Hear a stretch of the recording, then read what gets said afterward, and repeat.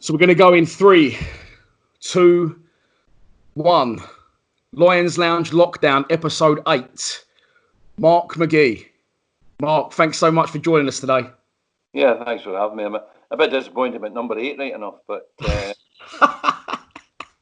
well, you got to me eventually. Well, I've been trying to joke Joe Dolan a drink for tracking you down. Well, I'll do anyway. And I've been having a bit of a meltdown personally over the last 3 weeks because is he going to ring me? Is he not going to ring me? But I've got you in the end, mate. So you would have been a little bit higher up the pecking order, but Right. we got there in the end. Okay, good. I'm here. You joined the club in September 2000. So just a month after the season started. For those who don't know, you previously managed Reading, Wolves and Leicester. How did you come about joining the club? Was you approached? Did you apply? No, I certainly wasn't approached. I mean, what had happened really was, I'd had that kind of sort of fairly meteoric rise from Reading, having been successful there to Leicester, but I only stayed a year, and then I was poached by Wolves. I was kind of talked out of Leicester really by, in essence, by Sir Alec, who persuaded me that, Wolves was a bigger opportunity at the time than Leicester, and much against my sort of better judgment in a sense, I left Leicester, I walked out, and I went to Wolves, and I had 3.5 years at Wolves, which was fantastic, regardless of my feelings about having left Leicester, and still have, the sort of guilt about that I still carry. I had 3.5 fantastic years, playoffs against Palace, semi-final of the FA Cup against Arsenal, nearly got promoted, but didn't quite make it. Then I left Wolves, I was sacked at Wolves, the politics and everything changed, and it was difficult towards the end, but it then it put me on my back foot a little bit, because at that point I thought I was only on one trajectory, and that was up. And then when I left Wolves, that kind of derailed. Put you on defensive a little bit. Yeah, well, it kind of just took the wind out of my sails a wee bit, and in a sense, I suppose, knocked my confidence. So I kind of took a bit of a while to even get it in my head that I wanted to go back in.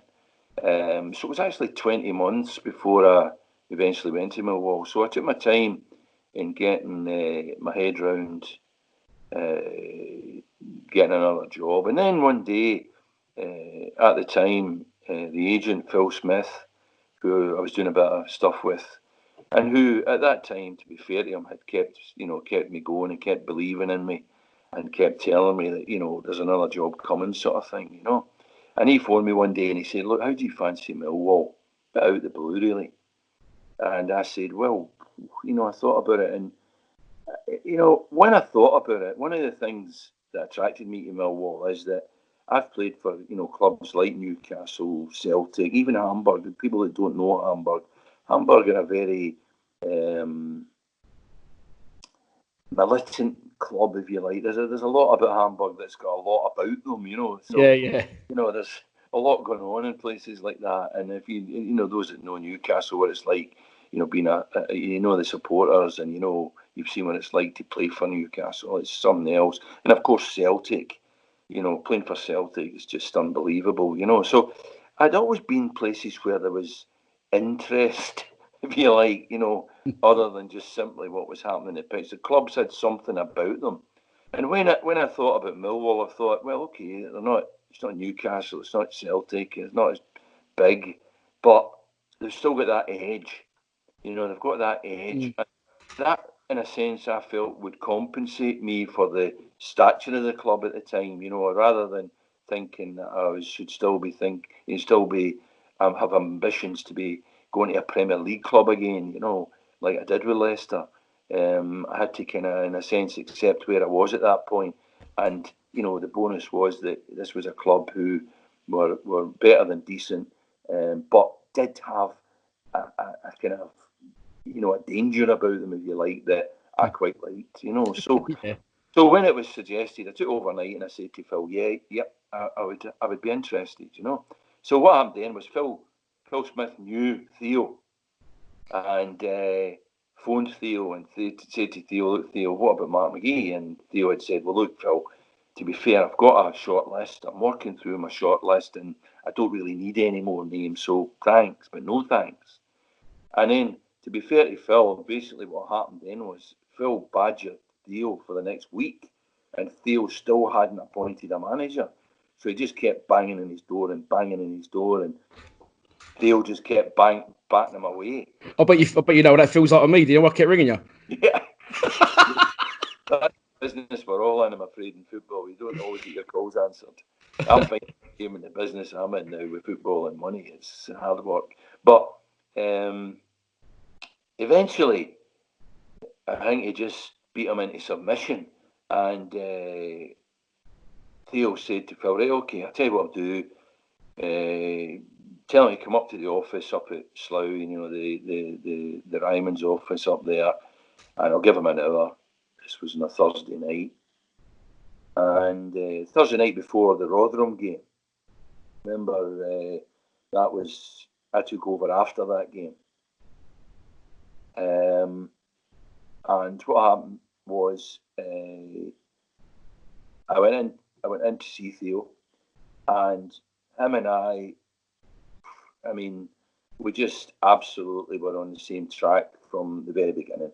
So I ended up in there for about over 3 hours, talking through everything, talking through every aspect of it. And there was an awful lot about him I really liked, and I think clearly there was a lot about what I had to say and how I was, my attitude towards it, that he liked. So he said to me, well, look, I'll tell you what to do. Come to the game on Saturday. Don't tell anybody. Come under the radar. Don't make a big show. Just buy your own tickets. No surprise. Pay your own way in. Bring your family. Yeah, that's right. Make sure you spend money in the kiosks. Come at the game, you know. So that is exactly what happened. I came along with my friend Bill, who was always with me everywhere I went at that time. Bill Henderson, and him and I went along, and we saw them beat Rotherham. I think it was 4-0. I think it was.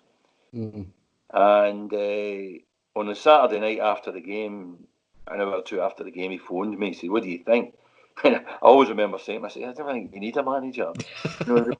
They had won 4-0, however it was, and they looked to me decent, So, of course, I was quite excited with that. And I have to say, going back to the meeting on the Thursday night, I kind of felt as if I had it in the bag. I felt as if I was going to get the job, I'm not quite sure what Theo still had to kind of rationalise in his own head, but he has other people, of course, to consult and respect, the board and people sort of advise as to what he was thinking before he could give it, ratify it.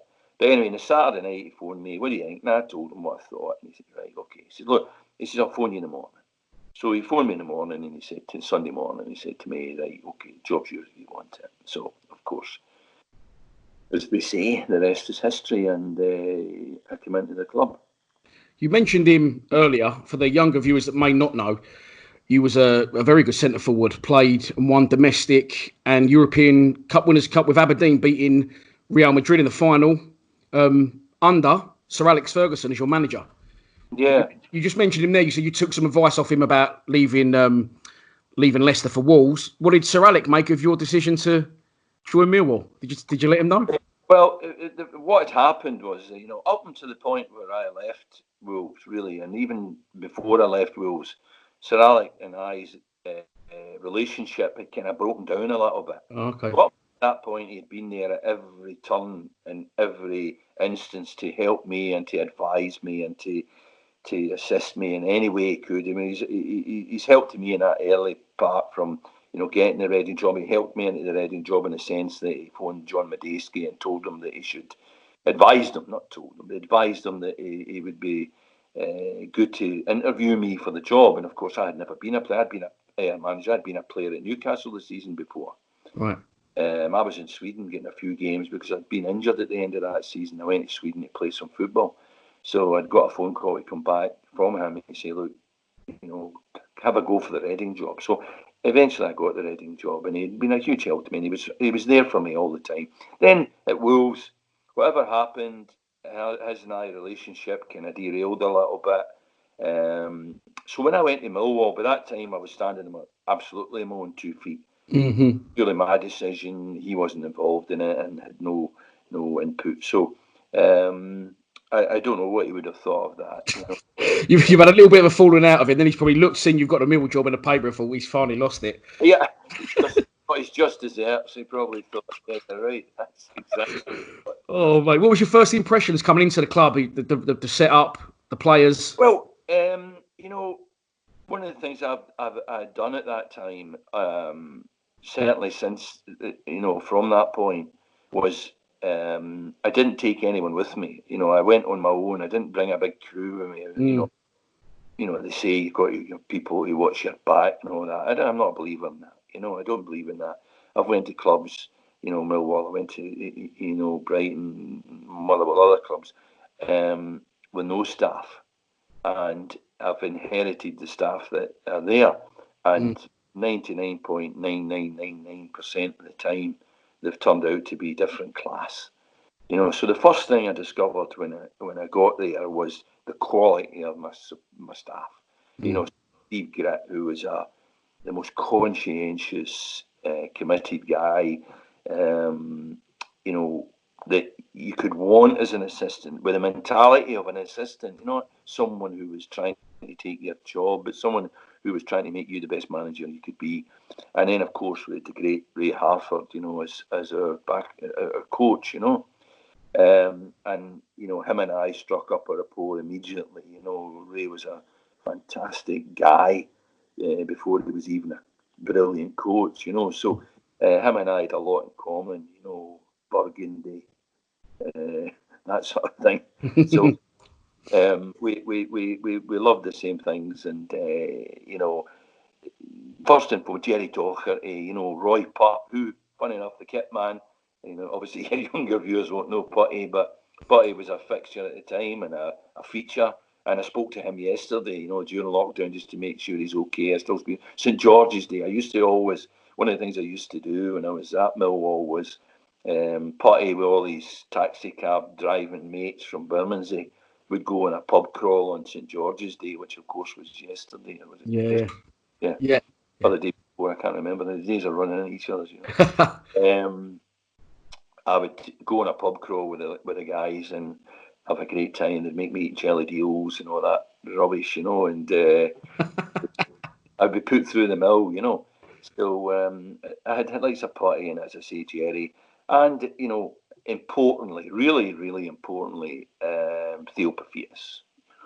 So the club itself, the infrastructure, the training ground was more than adequate. It was good. It was out of the way a little bit. It was a nice part of over in Beckenham where I went, and it was all set up. It was all set up, and then of course, first and foremost, the players. So what I discovered was a right good set of players. I'd seen that in that game I watched, but I had a right good set of players in terms of ability, and I had a right good set of players in terms of willingness, not only to work but to learn. And as a manager, you go in and that's your mission, is to try and give them something, trying to improve them, individuals and as a group. So with Gritty and Ray and myself and Jerry and the players' attitude, we had a chance. Yeah, I was going to ask another thing. Sometimes a manager will come into a struggling club. To you come into a club that was pretty much doing quite well, in similar terms of when Gary Rowett took over from Neil Harris recently. If you're a manager, you go into a club that's not doing very well, you only got to get a couple of wins to sort of get the ball rolling again. But you'd walked into a club that had been at, the Wembley the previous season, with a good group. So did you feel more pressure? We're already a club, in expectation almost. Not really. I had no fears about any of that. About wherever I went. I'd went into the Premier League with Leicester. I had taken on Wolves, was a huge club. And remember, part of my conditioning really is about where I played. Having played at Newcastle and Celtic and now you're ready for anything. Almost. Yeah. So no, I had no fear of that. It's a slightly different situation. You're absolutely right, and get in when you're going to start. When I went into Wolves, for instance, Wolves were 20th in the championship and were staring relegation in the face. So the first thing to do before you done in was to keep them up, and that's tough. So it's a slightly different tough. When you're towards the other end of the table, it's not quite as agonising. It's a different ask. So going in when I did, really, Theo in a sense was proved right in the sense of getting rid of the boys. Now, who's to say if the two lads had stayed, maybe they'd have done what I'd done, they'd improved, they'd have got to the playoffs or they'd have got promotion. We don't know.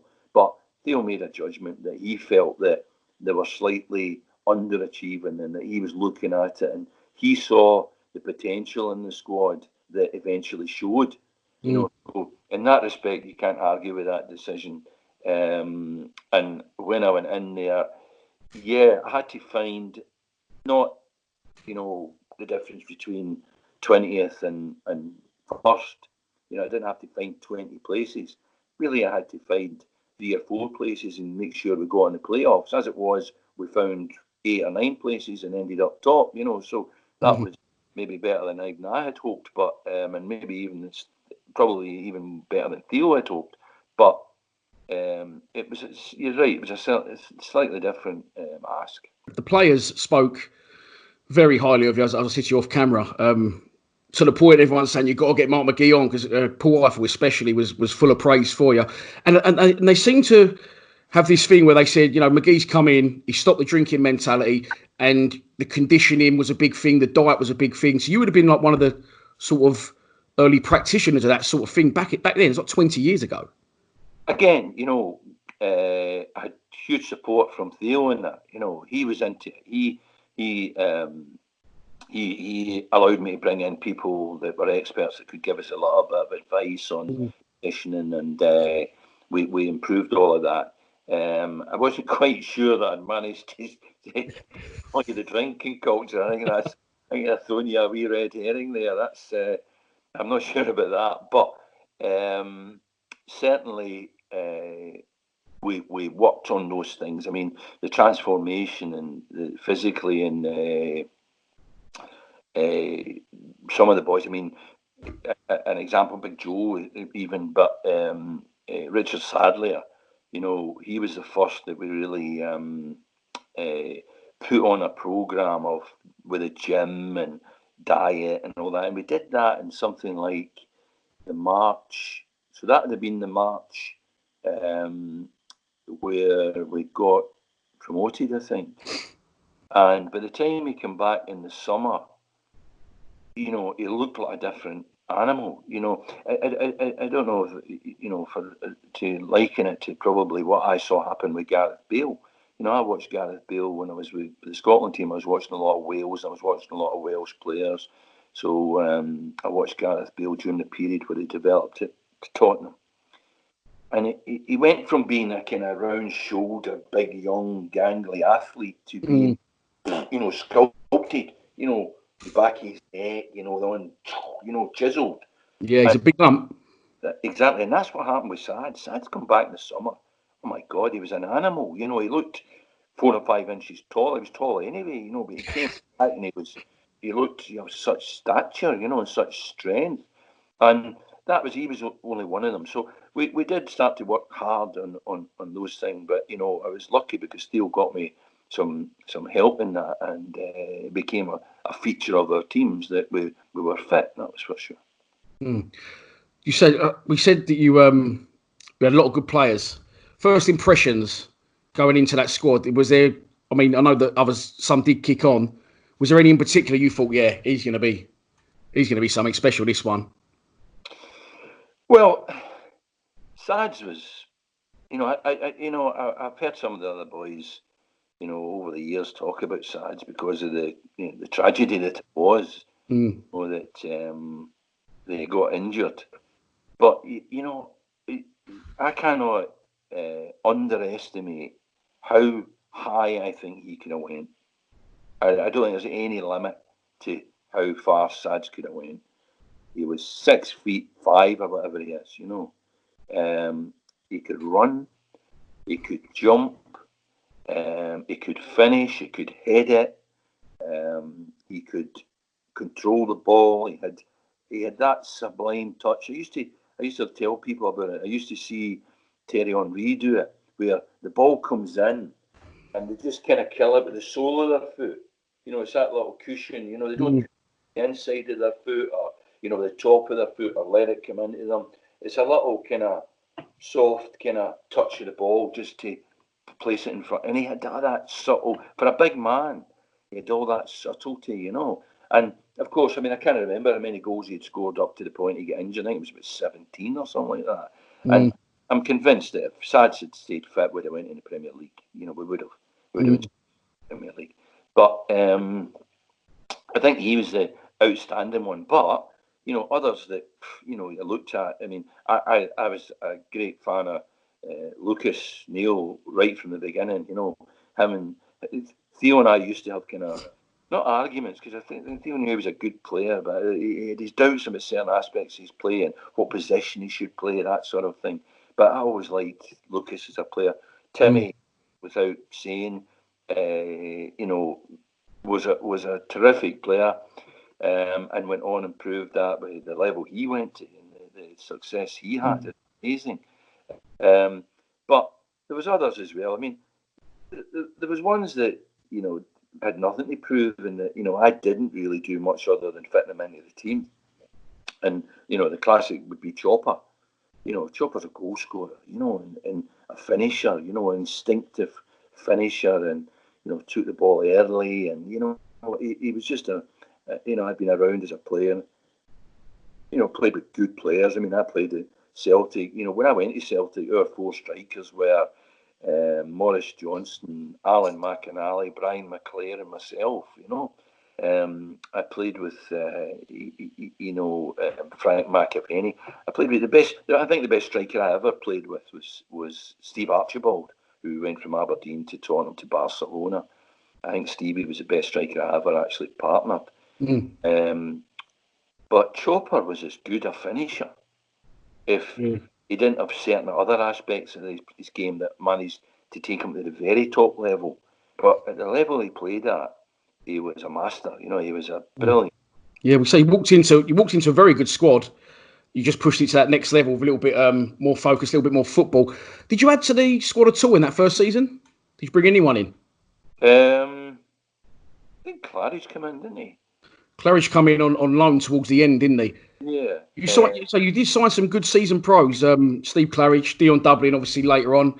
Dennis Wise, the man who obviously ended up eventually replacing you. But Steve, and you mentioned two players there.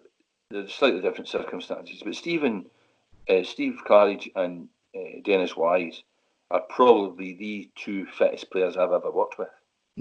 Unbelievable level of fitness.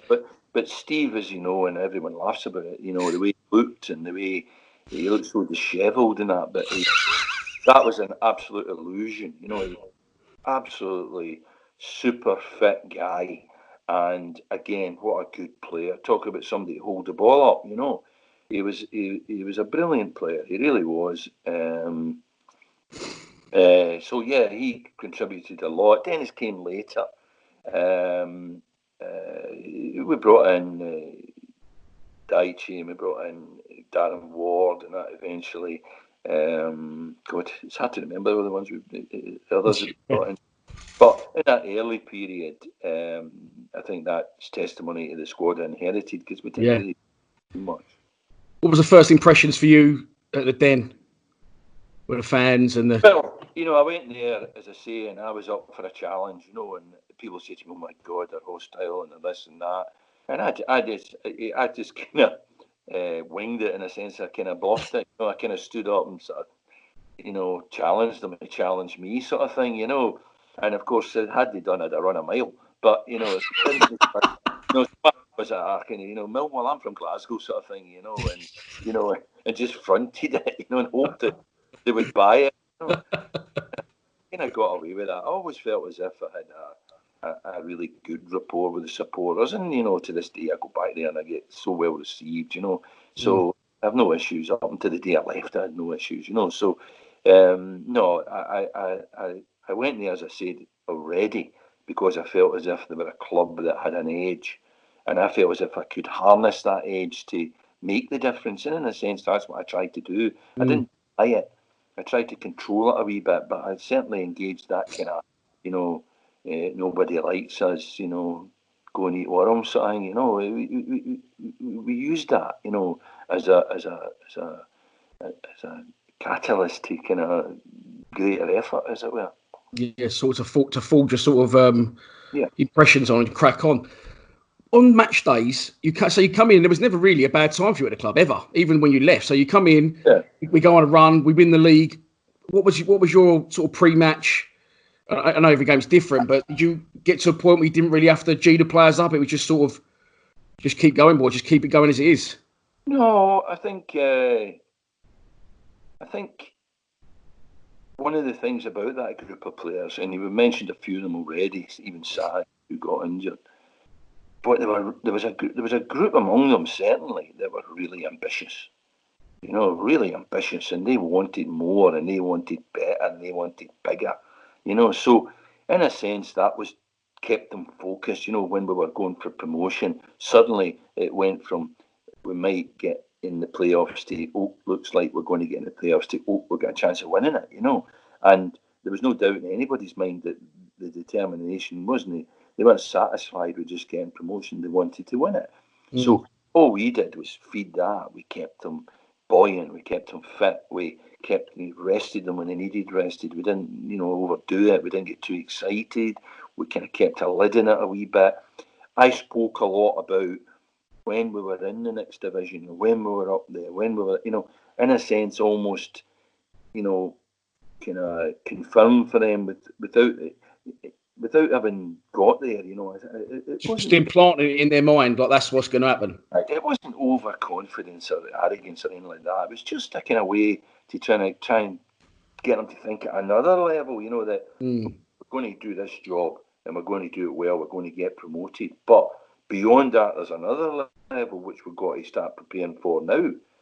So I was saying to them about that. I was saying, this next year we could be playing, West Ham, or we could be playing, Crystal Palace, or we could have playing Leeds, So, whatever you think you've done here today, whatever great you think you've been, it's only, half the way of what you're going to have to do in 3 months' time or 4 or 5 months' time, So, that way of kind of keeping a kind of lid on how they viewed the success they were having and keeping them looking at what was possible, So it was a kind of double whammy. Yeah. Well, so we kicked on that season. We was there or thereabouts, but a lot of a few of the players that have come on have credited sort of the Cambridge game where they really thought, we've arrived here, we're gonna kick on here. And I say in particular, Paul Eiffel's been very complimentary to you. He had sort of he got a hat trick. Yeah.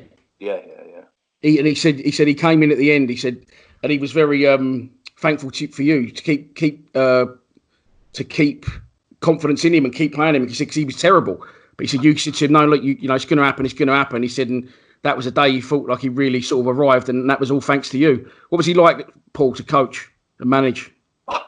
Well, I remember having conversations with Theo, and Theo said to me, because you could see his raw ability. I mean, his pace, his strength, he'd run the ball up the field for you, and it's such an important thing to get you up the field. You do it two ways. You get up to the centre forward, or maybe more than two ways these days. Of course, you pass the ball up there, or you get the ball up to the centre forward in carriage, and he keeps it there, until the rest of you arrive. Or you got somebody like Ive who carries it there for you, and the rest of the team arrives. So Ive was brilliant at running the ball up the field and getting you out. But he was erratic. He was inconsistent in his decision making, his crossing and his finishing. He would switch off sometimes when he needed to be running back, and you had to remind him to run the other way. Like so many strikers, myself, you don't like running back, but you got to do it. And some of the time he didn't, and he would be frustrating, and he would annoy you. And Theo used to say to me, "Can you not teach him? Can you not coach him?" And I used to say, "No." But what you do with a player like Ive is that he's almost uncoachable. You get players. If I were to invite, the guy who's Ive's coach or PE teacher at his school in Brighton when he was 14, and say to him, "Look, come and watch him today," he would say he's the exact same as he was when he was 14. And that's the way he stayed. So he did the same things, he made the same mistakes throughout his career. So what you have to do with a player like that is you have to just use his strengths, use his good points, and not worry about the stuff he can't do. So don't win the team and say, do something he can't do. Don't be surprised when he can't do something that before the ball's kicked he can't do. But what you do, get the best out of what he can do, and you utilise that to the team's advantage. So in a sense, that's what we did. We allowed him certain leeway in certain things, and we forgave him for a lot because we knew that there was a lot that he was doing that was valuable to the team. And sometimes the punters couldn't see that, and sometimes even maybe I couldn't see that. And I have to say, a lot of the time, maybe Theo couldn't see it. But I felt a lot of the time there was value in what I could bring to the team. On the other wing, Christoph Kinne. Did you sign Christoph for the club? I can't remember actually. I was thinking about that. I think. Trust me, I'm not very good at these sort of things. No, well, he came in 2000 to the club. Yeah, well, it was 2000. I came, wasn't it? So whether he arrived at the same time as me, before me, or just after me, I'll be honest. I think maybe I did sign him. I think maybe he did come, or was he there when I got there? No, I think he was there when I got there. Oh, okay. Regardless, he was ephemeral. He flitted in and out, but he had that ability again. One of the things we all know about wingers, whether they're Ives type of wingers or whether they're Christoph type of wingers, is that they're kind of a little bit inconsistent and they're a little bit, I don't know. You don't always know what to expect. They don't always make good decisions, but they are the players that can unlock it for you as well. And I think, certainly in the modern game, I know that, you see all these teams that pass the ball. They're brilliant. The passing of the ball in the Premier League these days is exceptional. But the best teams are still the ones who have got the guy that can beat you. Because when you pass the ball into a corner, most of the lesser teams end up giving it away because they try a pass that's not on, or they can't get out of there. Whereas, your Man City's now have got half a dozen players that then just beat you, and that's what you need. And even when you're a team that pass the ball, you need somebody that can beat you to unlock it and to keep it going, to keep it passing. And Christoph was good at that. Christoph could get you out of the park, but he was slightly different from Ive. He could play in two directions, So Christoph would check back and would join in a little bit and would combine. Whereas, Ive only went in one direction, and that was forward, To the touchline. Yeah, until you ran into Bermondsey Station or whatever. But that's what he was like. Where Christoph was had a bit more about his feet. He had good feet.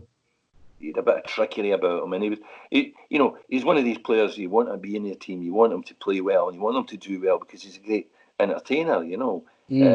And again, what a lovely lad. A great lad and part of the squad, and did well at times as wingers do. Say, good lad. A lot of the boys from that time. I mean, I think I resonate with them a bit because they're the same sort of age as me. What was that like for you being the manager? Wanting them to have team spirit, but at times, trying to keep a little bit of a lid on it. You don't want them getting out of hand. Do you know what I mean? Yeah, well, I mean, I think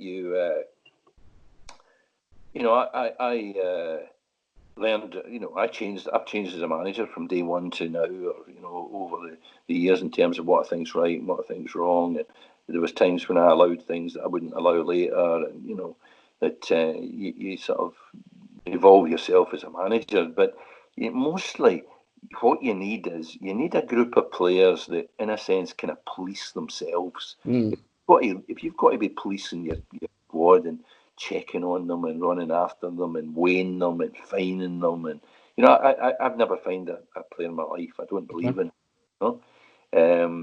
You just make sure that you either educate them if they're young players, or that you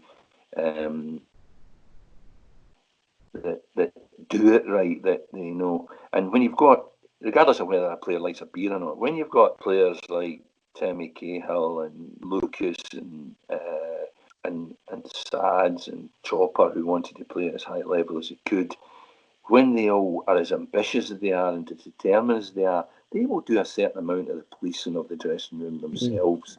And, you can entrust that, there's a lot being seen to that you don't hear about and that you don't have to worry about because they're doing it. And that's what you need. You need a lot of that because you just can't be on top of it all. Well, my question was going to be, who was in your office the most? Getting bollockings, but by the sound of it, it wasn't too bad. No, well, I'm trying to think, upstairs in that office in the training ground upstairs there. Quite often, the hardest players to manage for any manager are the ones who aren't playing. Yeah. Not the ones who are playing. The ones who are playing look after themselves. They think you're the best thing since sliced bread. If they're in the team, you're the best manager they've ever had. If they're not in the team, you're the biggest dick they've ever had. And that is the way of it. So the guys that you get in the dressing room would have been people like Christophe and Ive, who maybe didn't play every week and who would look for an explanation as to why they weren't playing. People like I would have Tony Craig and Robbie Ryan, and 1 week it would be Tony, and 1 week it would be Robbie, and therefore on this Monday the other one would be up in the why was I not playing?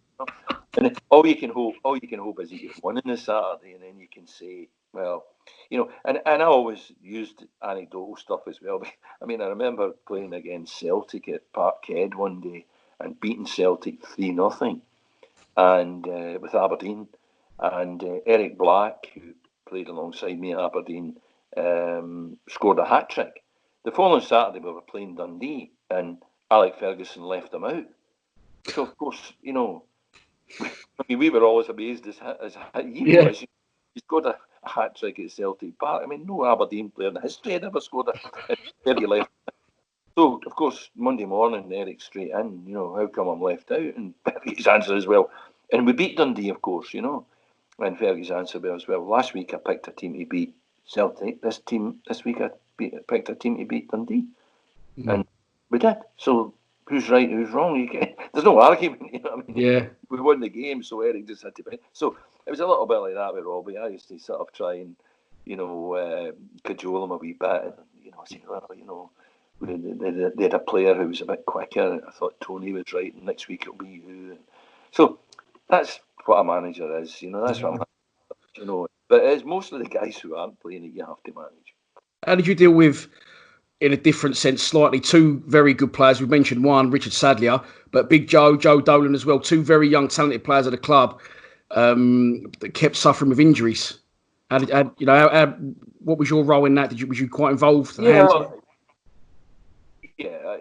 you've got to stick close to these boys. That Joe had horrendous time with injuries, and affected, absolutely no doubt, affected his level that he got to, or the games that he played, and the success he would have had. He had everything in terms of his, what you want in a centre half. His size and his aggression and his attitude and his determination. He had all of that, and it was undermined constantly by injuries. So really, all you can do is support them, be there for them, not, when they get injured, leave them to somebody else. You just got to show them a bit of kind of empathy and talk to them. Communication. It's all about communication.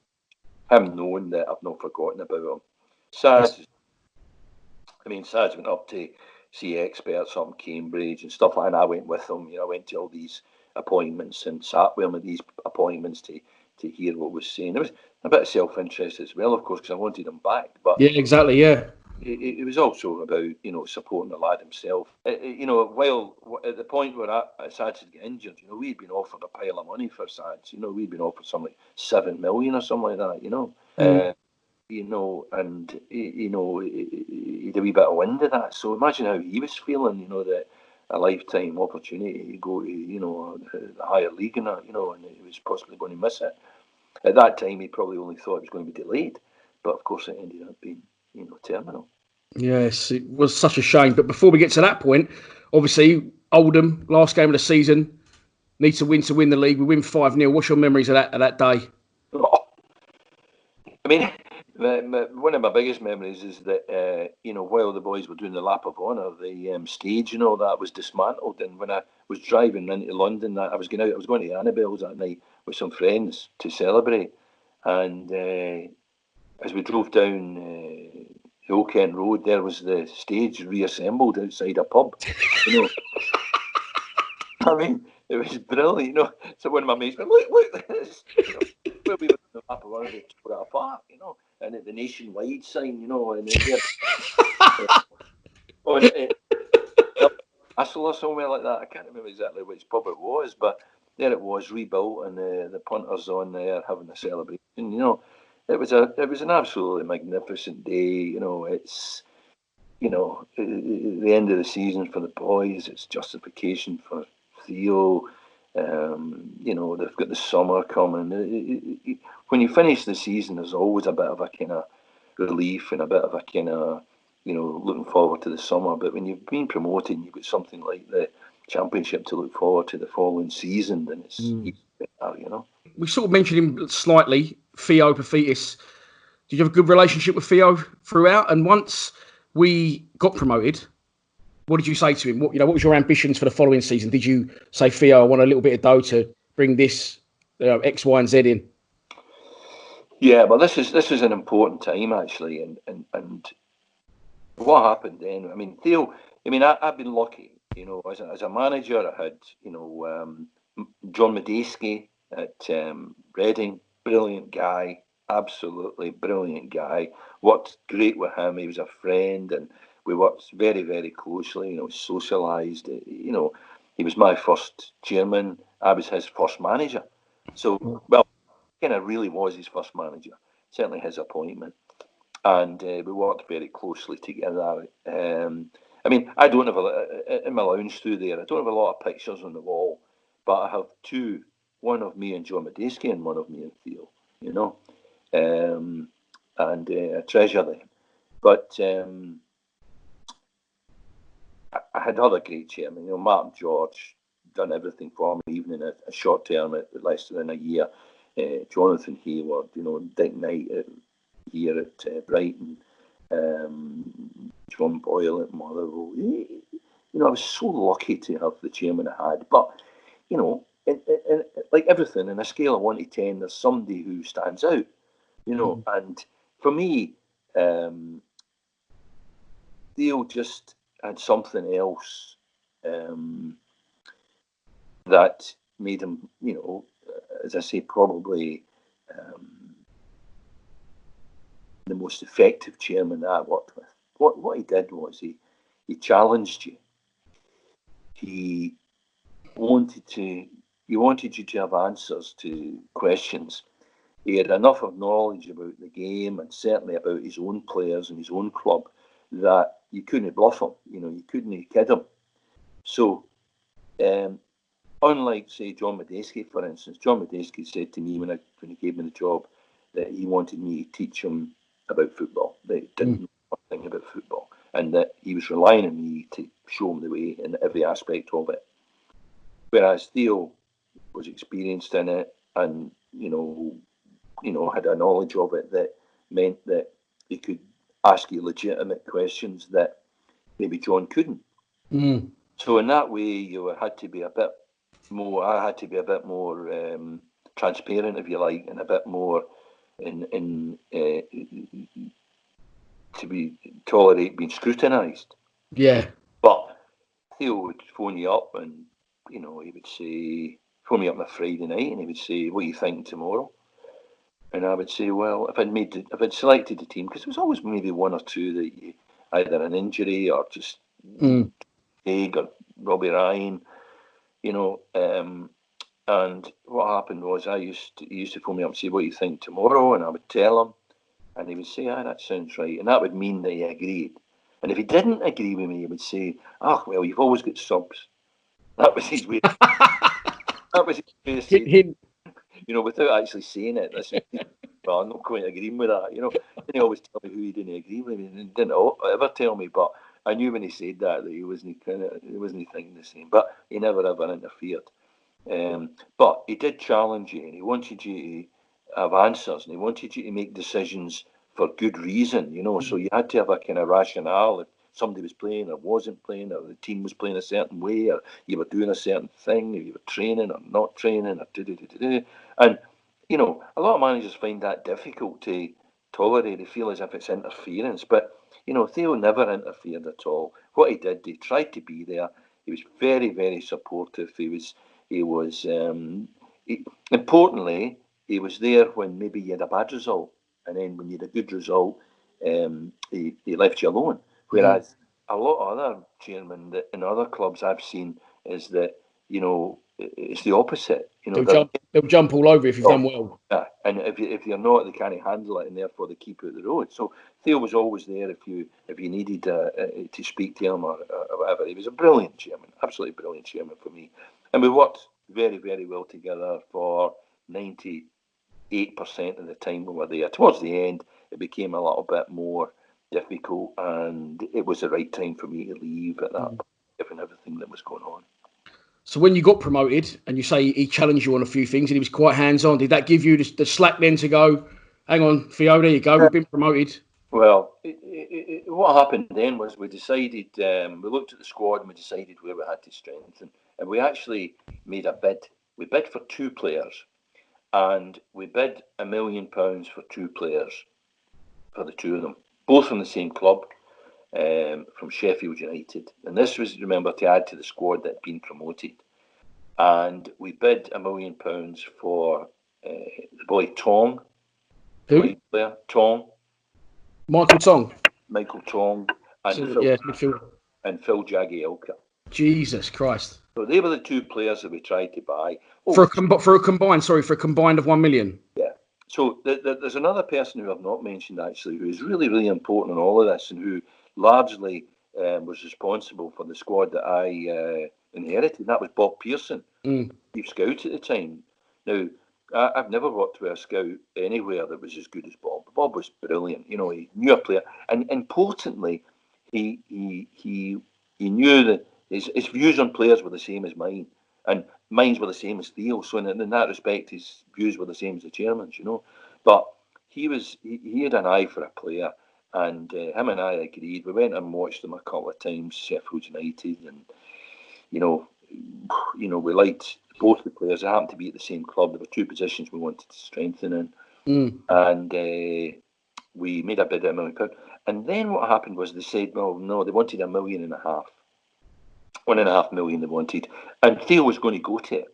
And then, if you remember, the ITV Digital fell apart, and the money was suddenly there was £2 million taken out of the budget, and we went back on signing them. We never went and got them, and in a sense, we went from being a club becoming a kind of buying club to a club that once again became a selling club because fetched, So we had we excuse me, added those 2 to that squad, I think we would have improved again. Oh, that's an absolute killer. Phil Jagielka, England international.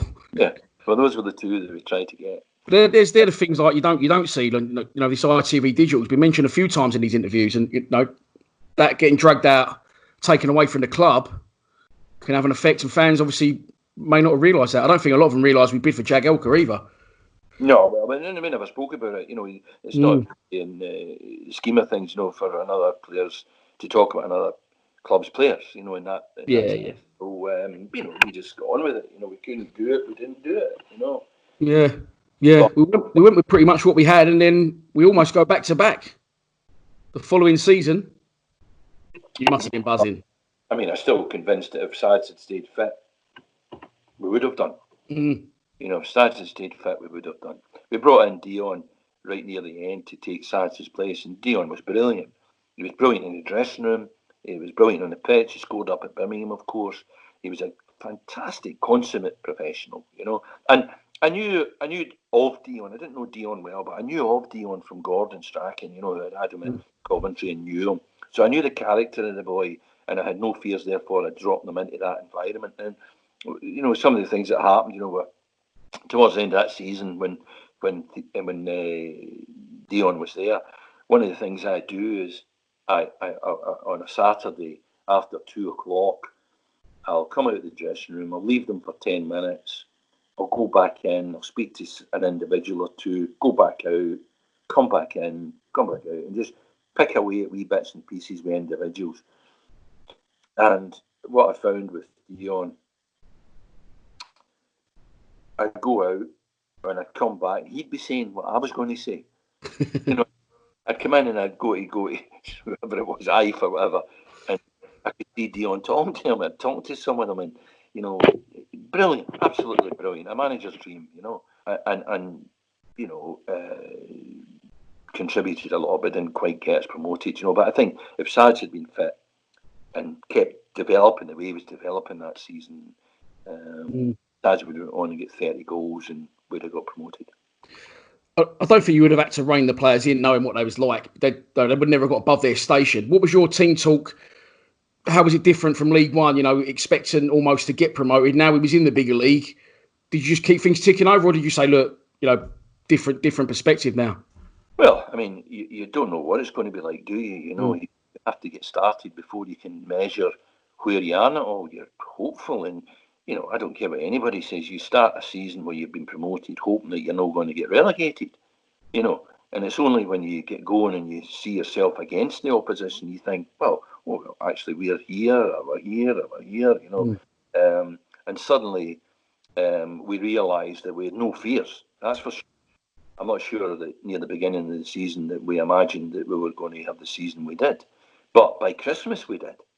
Because, people like Sads that had developed, Timmy was coming on, we had people who were becoming right good players, and Daichi, and, with character, Chopper and people like that. And, we realised that we were going to do better than just stay up, but we never imagined maybe till Christmas that we'd had a chance to do any better. And the reason that when Sads got injured, relatively speaking, Dion was really expensive. I'm not going to tell you what it was, but you could have bought a player for what. He's obviously, for those who won't know, he was on loan, so he's obviously, you're saying his wages. Villa, and it was not just his wages, but Villa demanded a loan fee. Really? Combined with his wages, made it really expensive. So Theo and I had a conversation, and I remember Theo saying, "Look, what's the worst that can happen? The worst that can happen is we don't get promoted, but we stay in the playoffs. We get in the playoffs. The fans get the thrill of the playoffs, and it's worth it just for that. If we get promoted, then it's a no-brainer. The win-lose ratio, sort of is huge. If we don't get promoted, it's not going to bust us. We're not going to break the bank if we don't get promoted by what we pay to get Theo, and he gives us a chance. So we agreed that as expensive as it was well worth the punt. So Theo backed me completely on that one, and he nearly did it for us, Dion. Yeah, so at the end of that, obviously we didn't go up, lost in the playoffs to Birmingham. What was your chat at the end of that season then with Theo going forward again for the next season? What was the ambition? There's a lot happened before that, because remember the night of the Birmingham game, there was the riots. Yeah. And that was catastrophic. That was just, as bad as losing in the playoffs was, and go back again, because I think the punters are interested in the football as well as the other thing. The actual game itself, I felt as if we played all right. I expected us to play better than we did. I expected after the first game that we'd have blown them away. I expected us to go and batter them, and it didn't quite work out like that. Steve Bruce's tactics that night, The major tactic they played that night, which is probably as master a stroke as anybody has ever played against me in my whole managerial career, was put a centre half against Timmy Cahill in midfield. Right. Timmy, as you know, in the air is just sensational. And he put him in there just to compete with Timmy in the air. You know, just upset him. In a sense, it kind of neutralised Timmy a wee bit, and Timmy was quite as effective in the game as he might have been. So it was a master stroke by Steve Bruce to put a centre half against Tim Cahill. You know, it showed you the respect that they had for him. So we didn't quite achieve the level of performance that we hoped for. But with 5 minutes to go, and this is something that I still relive this 5 minutes over and over and over in my head to this day, and that is that I was going to put Chopper on, and I thought, did I put him on now, or did I put him on in extra time? Yeah. So I thought, right, I'll put him on extra time, right? So I let it run, and of course they scored. Stone John, yeah. And the rest, nothing we could do about it. It was too late, Yeah. Not getting Chopper on was a decision that sometimes wonder about, but we didn't play as well as we hoped we would. Yeah. And obviously, he said afterwards, all the carnage. Afterwards, what affected that on you as a manager, and the conversations that you and Theo had? Cause that obviously affected the whole structure of the club, not just the goings on the pitch. Well, I mean, it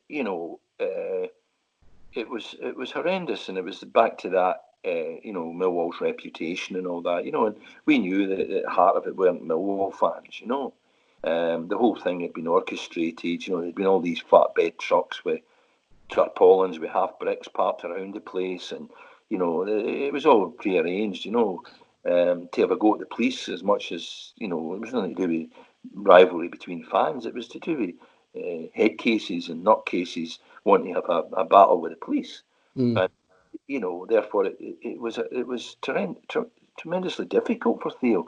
They wanted to shut the club down. Now, people should not be in any doubt that it was possible at that point that they would not have got a licence to have a professional football club at the end of the following season. That was entirely real. It was all over. Theo had to work double hard with the council, with the police, with the authority to make sure that we survived that. But it had a huge impact on our finances. We had to introduce the card scheme. I mean, I think you'll see that the average crowd that season was up to something like 17,000 or 15,000, 16,000.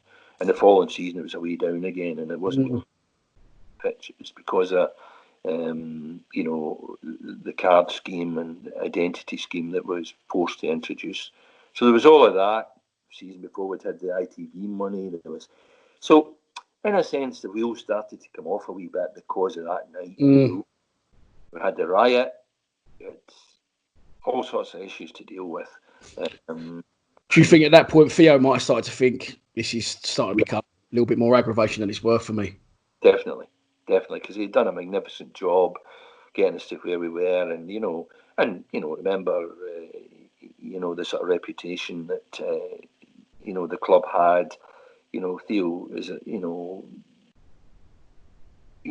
took all of that on and backed everybody in it. So it was a kick in the teeth. It was a huge kick in the teeth for Theo, and he definitely would have questioned, whether he should go on or not, but he did. But it changed things. There's no doubt about it. It changed things. The whole dynamic of the place was undermined by that. The momentum that we had gained and should have went on into the next season with to get promoted. Yeah. Should have been a brilliant time, everyone buzzing again, but that probably definitely cast a shadow. It did. Yeah. The first player of that very good young bunch we've spoken in depth about, one we haven't mentioned, to leave the club, Stephen Reid was sold to Blackburn Rovers. Again, was that the start of the ITV digital and then the beginning of the end? You think? Yeah, A little bit of money back into the system. Yeah, I think at that point Theo was starting to think of a kind of exit strategy. He'd already thought, right, I'm not going to abandon it. I'm not just going to walk away. But he'd started to put a kind of time on it, and sort of decide that he had to rationalise a wee bit and get it under control, and that he had to look for other ways of financing it other than just putting it in his own pocket. So he started to be prepared. Instead of buying Jackie Elkintong and players like that, we started selling Lucas Neal and Stephen Reid and people like that. Reedy was a great player. I mean, a tremendous athlete. I know the boys say it as well. As good a ball striker as I've ever seen. He absolutely hammered it.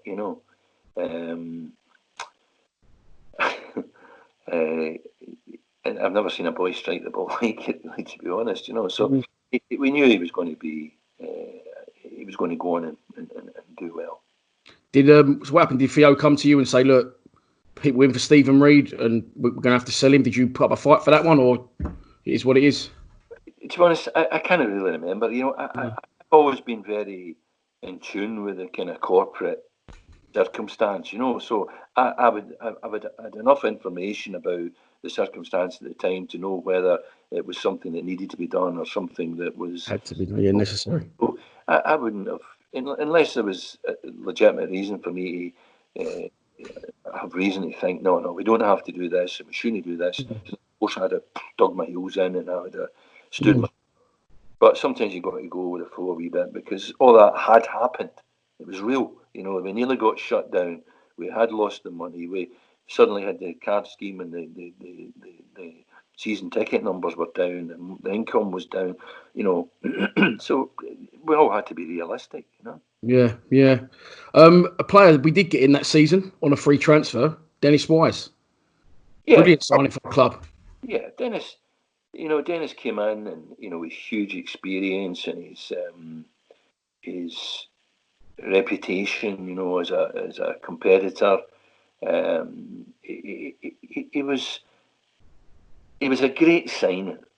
What I do feel is that, so for instance, had Dennis come in the season before, the season when we were trying to get, promoted, then maybe that made the difference. He might have made the difference. The same as Sands.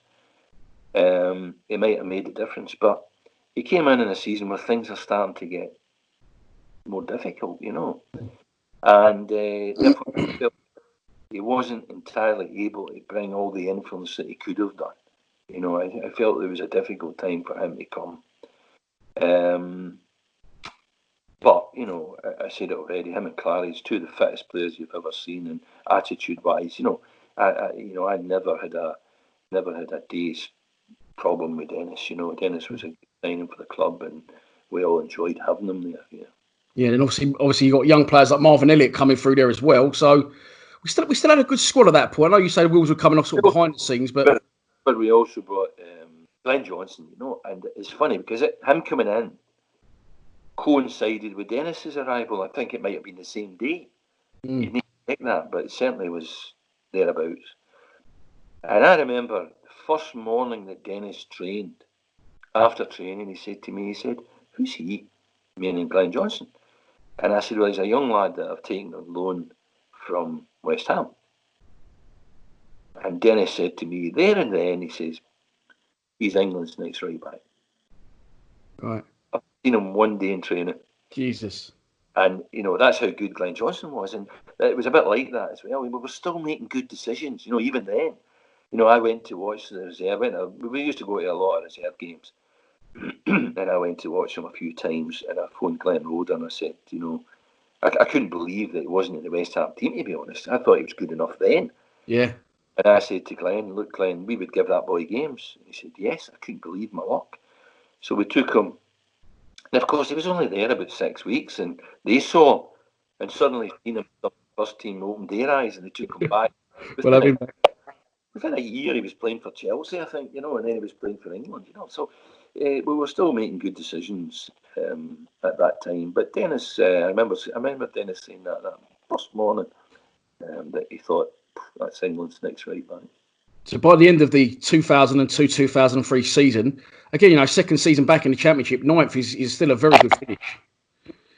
And then, in that summer would have proved to be your last summer at the club.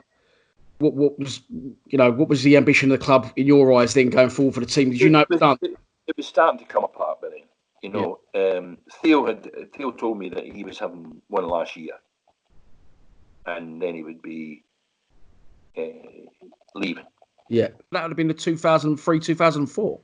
Yeah, that was the season I left. Yeah. So, in a sense, what happened as far as me as a manager is concerned is that, of course, we'd had the absolute tragedy of Ray Harford dying. While I was in charge there. Which was incredibly sad for everybody. The boys loved him. He was like a father figure as well as a coach. He was tremendously popular with everybody. And that was hard for everybody. That was hard for me. It was hard for everyone. And then we went into that season, obviously, and it just wasn't the same. I had kind of not entirely lost my mojo, but I kind of. There's a lot of big factors there with the money from the ITV, the riots, and then Ray dying. Exactly, it was all kind of a wee bit of a downward spiral rather than the upward spiral that we had experienced up to the Birmingham game, So there was a sort of inevitability about it. These things as a manager, these things happen.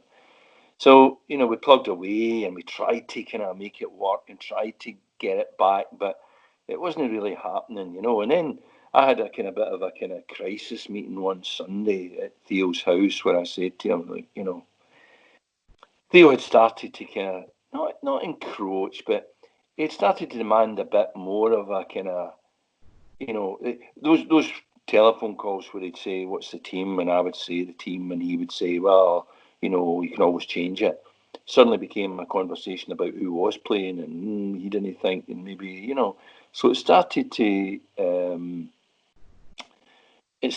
kind of, we never ever fell out, not at all. The relationship started to change a little. It did start to change a little bit. The working relationship started to change a little bit, and I felt as if I was being pressurised or, sort of expected to do certain things that weren't comfortable with and decisions that, So in the end, we had a bit of a head-to-head, and I was for calling it a day there and then. But Theo said, look, fair to him, he said, look, I'll back off. I realise I've been kind of a bit full on because, he knew he was going to be getting out at the end of that year, that he thought he was. His plan, and he wanted it. He just was hankering for a bit more influence, Probably because you could probably see things, on a little bit of a down one. He probably just wanted to have his input to try and lift it again, Whatever he did for the right reasons. Don't worry about that. So then we decided to get on with it. Let's get on with it, see what happens. And then 2 weeks later, or something like that, we played Preston in the midweek, and we lost 1-0, I think. And I went up to the boardroom, and it just wasn't happening, It wasn't happening. The bubble burst. Yeah. And he kind of accepted that, and we kind of had a glass of wine, and he said to me, he says, what do you think I should do? And I said, well, the only thing you can do for Saturday, I said, I think, is put Dennis in charge. I said, what you do beyond that, I said, up to you. I said, but there's nobody else at the club that you would trust to, take over the reins, and he's perfectly placed. So I had a big say in that, So well, that's good. I was quite relaxed about that, So it's not good that you're leaving the club. What I meant was, I always wondered, because obviously we don't find out a lot of backroom stuff. You brought Wise in as a player, then he ends up taking over. You would always wonder, was there anything? There wasn't. Sneaky little bastard, do you know what I mean? But obviously not. You say you put the motion for that. it's not impossible that at some point before that Theo could have had a conversation with Dennis. Mm. Yeah, that's not impossible, but it has no bearing on whether I stayed or went. And it has no bearing on my feelings about whether Dennis took over from me or not. It was what it was. You know what I mean? The situation had changed. I was going to leave. So it was no problem with me. So we left on great terms. So did you discuss it with the board before you told the players? No. That night after the game, we shook hands and I left. We agreed. He was going to pay me whatever I was, right. A payoff and with my contract and no problems. And I went that day. So the day after the Preston game, you're in the dressing room. So was your mind made up then? I wasn't in the dressing room the day after. I was never in the dressing room again, I don't think. No, the night of the game when we lost to Preston. Yeah. Full time, you go in, the players are waiting for their obviously bollocking or whatever. Yeah, and I told them, we lost obviously, and you have the usual team talk. I don't remember the detail. Oh, but you didn't mention that was going to be it. Oh, I didn't know it was going to be it. Oh, you did. Oh, so you was sacked. Sorry, I thought the way you said it was like sort of a mutual. Yeah, well, it was. There's a sort of legal position which is actually better if you get sacked. Yeah. So I was sacked, but I was happy to go. Time for me to go. I'd used all my tricks. I had played all my cards. Everything that went on, I had no more answers. From at that time. So it was right that I left. So I had no issues with that. And Theo, as I say, was different class in terms of the severance and all that. He was honest. One thing about Theo Paphias is he's honest, he's loyal, he's generous. He's all of those things. He's some of the things that make him a great chairman. That made him a great chairman. And it's one of the reasons why I think my understanding is there's a lot of people work for Theo at his businesses and that for a long time. People don't do that unless they're working for somebody that they have some sort of relationship with. So that says a lot about him. So yeah, I left, and that was the end of that. But what a fantastic experience. Still treasure it as one of my best experiences as a manager. Still love going back there. I've obviously followed Chopper, closely, and wished him success all the way, willed him success, if you like, and them success. So, I've kept an interest there. Brilliant. Well, listen, Mark, thanks so much for your time. Really appreciate it. And brilliant memories. The players speak very highly of you, and I thought you was a brilliant manager for us. So, really appreciate your time, mate. Thank you. Thanks. And, I just take the opportunity in this lockdown time and all that to wish all the Millwall fans well, and just to say stay well and look after themselves, and they will eventually be football again, and we can all get back to the den. Fingers crossed, mate. Thanks a lot, Mark. Thank you. Cheers. Bye-bye.